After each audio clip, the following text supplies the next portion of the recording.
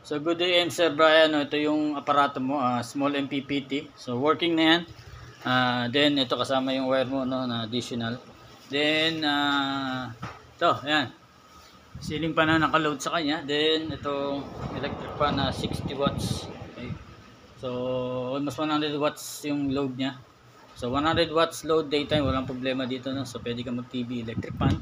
Then pure sine wave ang inverter mo no. Then small MPPT ang controller mo. Then ang cutoff nito is 11.5. Then ang reconnect is 2. 2 plus 13.5 is 13.5 ang reconnection. Okay.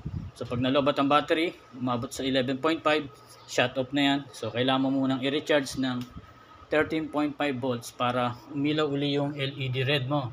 So pag walang LED red, meaning patay ang inverter mo. So si relay nag-off yan pag walang ilaw yung LED mo ron. Ibig sabihin, kailangan mo muna mag-charge. Okay. So, tatlo ang breaker natin. Breaker ng solar panel, breaker ng battery, at breaker ng inverter. No? So, pwede mo naman i-chat or call sa mga concern. No? So, yan. Positive to negative lang ito yung wire ng solar panel. No? May color coding naman. Red is positive, black is negative. Parehas yan sa battery ng breaker ng battery, breaker ng inverter. Pare-parehas. So sa breaker ng battery at inverter, so diretso yan dalawa sa battery mo no. So lipoforman yan o lead acid no. So yan. So ito lipofor na maliit lang no. So nandiyan nakalakabit yan. So pwede nga 100 Ah battery mo 12 volts 0.8 B no pag lipofor. Then 200 watt solar panel no. Meron akong link, pwede niyo orderan. Then ito nakalagay sa akin dito is 100 watts lang yan, kaya makikita mo yung mismong power ay 78. So yun yung harvest niya no, 78 watts. Okay. Then ampere is 5.4. Then yun 78. Then yung 13.1 yan yung voltage ng battery mo no. Then sa LVD is 13.3. So minsan nagkakaroon ng difference yan, walang problema naman yan. Ang mahalaga ay point lang ang walang problema yan. So pwede natin i-adjust yan yung LVD no.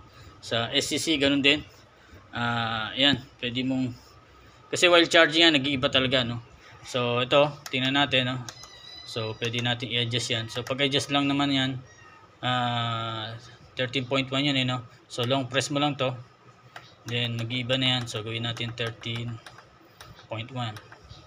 Okay, so ayan 13.1 na. Okay. Then check ulit natin dito. So 13.1, so parehas na. So ganun lang naman pag-adjust no.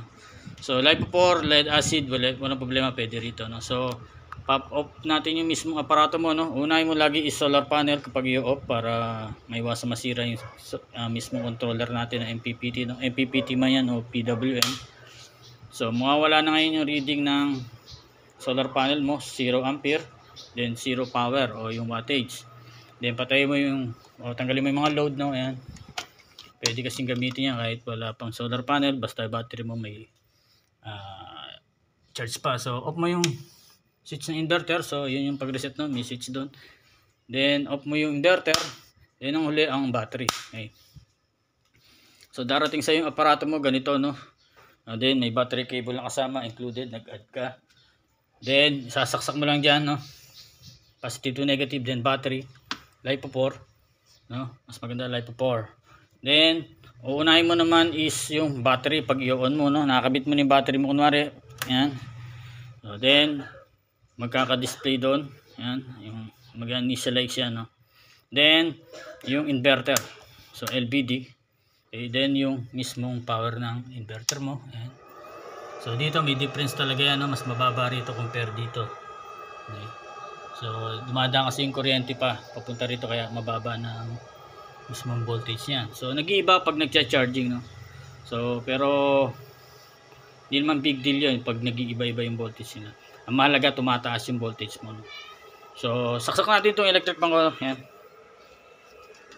60 watts. Okay. Maganda na yan. So yan, blower. Nagbo-blow na siya no. So ang blower natin kapag malamig hindi nagbo-blow.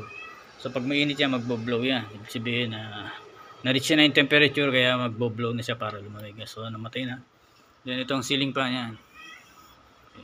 So ships ko sa iyo ngayon today ito sir, no? So salamat sa pagtitiwala. Okay, any question, concern, pwede kang mag-chat or video call.